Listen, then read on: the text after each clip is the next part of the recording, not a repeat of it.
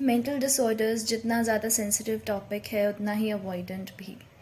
चाहे lack of awareness कह लो, चाहे हमारा उनके प्रति सहानुभूति ना रखना।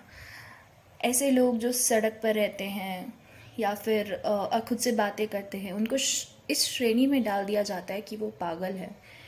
एक ऐसा इंसान जो ऑलरेडी इतने सेल्फ डाउट में है, जिसको ऑलरेडी इतने ज़्यादा क्रिटिसिज्म झेलने पड़ रहे हैं, और सामने से उसे लोगों से ऐसी बातें सुनने को मिले कि वो पागल है।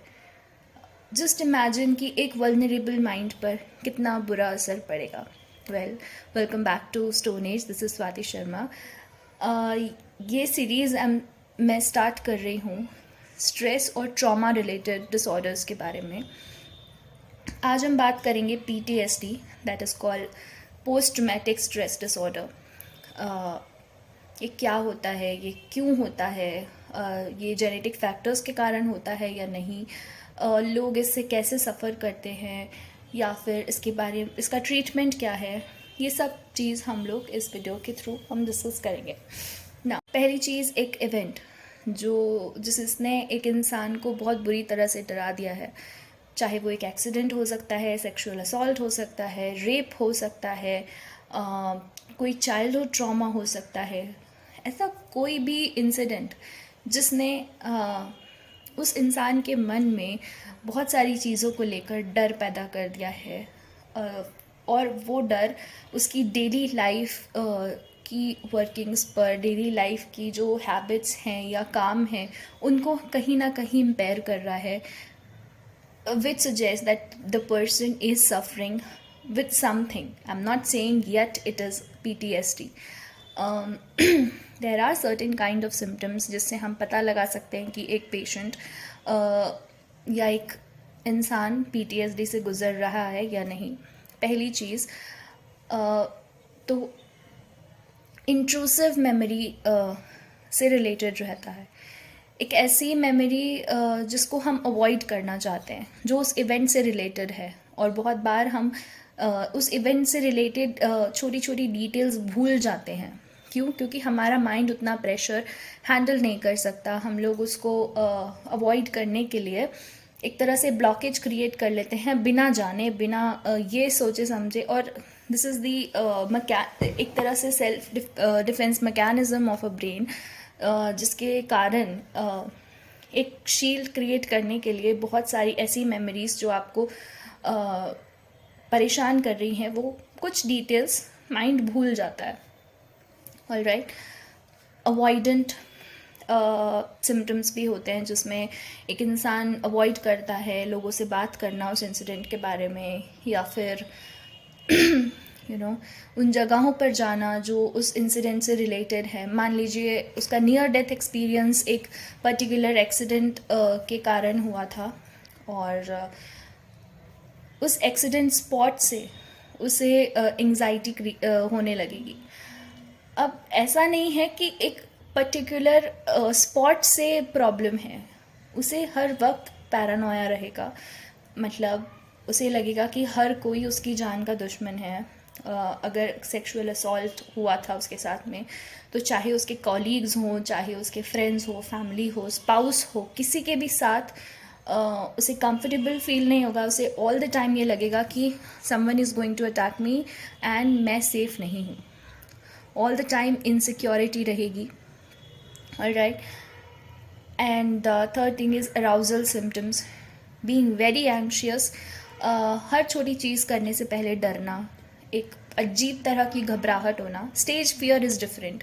स्टेज फियर जो हम सब नॉर्मली कॉमन बेसिक लेवल पे हम एक्सपीरियंस करते हैं। Phobias are also different. एक कॉकरोच से मुझे डर लगता है, अगर एक रूम में कॉकरोच है तो मैं उसके पास नहीं जाऊंगी, I am phobic to it, तो फिर मैं उस बिल्डिंग में एंटर नहीं करूंगी। Right, that is phobia. But PTSD is something जो आपकी हर डेली लाइफ के काम को इम्पेयर करना स्टार्ट कर दे। नाउ इसकी जो ड्यूरेशन है वो इसका सबसे बड़ा आइडेंटिफिकेशन है। ये इसका ऑनसेट होता है फ्रॉम 6 months to 1 ईयर और उससे ज़्यादा साल भी हो सकते हैं, कैन बी लाइक, मतलब एक ऐसा इवेंट जिसने आपको अंदर तक कचोट कर रख दिया है. It has been days, months, weeks, years and you're not able to forget that. और आप इतना, let me share a case study with you. Okay, a man was trapped in a house and his wife was like killed in a tornado. uh, it happened in Canada. उस incident के बाद से उसे हर छोटी आवाज़ से डर लगने लग गया. अगर कहीं कोई बर्तन भी गिर जाता था तो उसे लगता था कि टोर्नेडो है और he is going to die, someone is going to die, है ना. एंड उसने अपने फ्रेंड से उस बारे में बात करना बंद कर दिया. उस इंसिडेंट को अवॉइड करना स्टार्ट कर दिया और बहुत सोशलाइज करना बंद कर दिया. काम पर जाना बंद कर दिया कि कहीं कुछ हो ना जाए.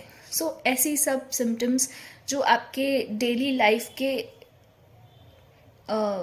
एक्टिविटीज़ को इम्पेयर करे, उनको हिंडर करे और हैं, that means you are suffering from PTSD. Treatment के बारे में मैं थेरेपीज डिस्कस कर सकती हूँ, बट देन अगर आपका कोई भी रिलेटिव या आपका कोई भी फ्रेंड ऐसे किसी ट्रॉमा से या ऐसे किसी भी सिम्टम्स से गुजर रहा है तो उसे प्लीज़ किसी प्रोफेशनलिस्ट के पास लेकर जाइए. ज़रूरी नहीं है कि वो 6 मंथ्स हुए हों, 1 वीक भी हो सकता है. उसमें एडजस्टमेंट डिसऑर्डर्स भी आते हैं, ASD भी आता है और ये भी सब ट्रॉमेटिक इंसिडेंट से रिलेटेड डिसऑर्डर्स हैं.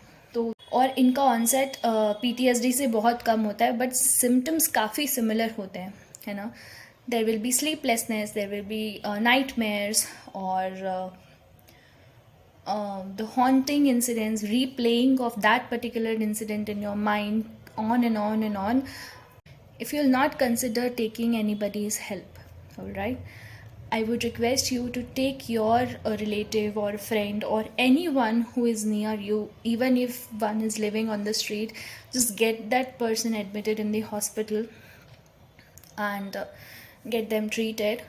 इनके ट्रीटमेंट पार्ट पर अगर मैं आऊँ तो that is CBT, cognitive behavioural therapy, जिसमें हम उस इंसिडेंट के बारे में बात करते हैं. Narrative therapy, that can also be helpful, as well as EDMR, the eye movement therapy, as well as along with it the family therapy, friends therapy. जो उनके रिलेटिव्स हैं उनको हम लोग उनको एक गाइड दिया जाता है कि आपको किस तरह से इस इंसान के साथ में डील करना है, so that you can make that person comfortable. तो इट्स अ रिक्वेस्ट गाइज, इसको बहुत बड़ा इशू मत बनाइए. अगर कोई सफ़र कर रहा है मेंटल हेल्थ से, अगर कोई सफ़र कर रहा है स्ट्रेस से, एंग्जाइटी से, इसका मतलब ये नहीं है कि वो दिखावा कर रहा है, ओवर ड्रामेटाइज हो रहा है या फिर यू नो अटेंशन सीक कर रहा है. That all is nothing but his state of mind which you and I cannot understand. But what we can do is we can be empathetic to them, है ना. हम लोग उनके towards बहुत काम रह सकते हैं, उन्हें समझ सकते हैं, क्योंकि पागल तो ऑलरेडी पूरी दुनिया उन्हें बोल रही है. एक ऐसा वल्नरेबल माइंड जो हेल्प सीख कर रहा है, जिसको प्यार की ज़रूरत है, जिसको एम्पैथी की ज़रूरत है, और हम उसे कॉन्स्टेंटली राय दे रहे हैं कि do this, do that. He is not in state to understand कि वो कैसे करे.